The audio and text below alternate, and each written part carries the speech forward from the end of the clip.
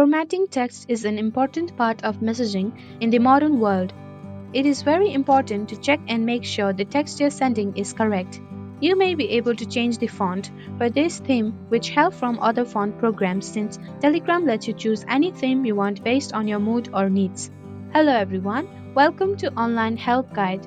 Today in this video I am going to show you how to change font style on Telegram. So without any further ado, let's get started.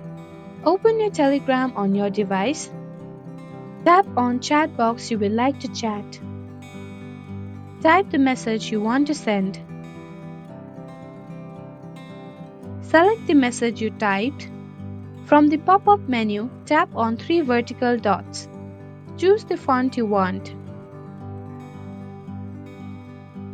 There you go, the simple steps will show you how to change font style on Telegram.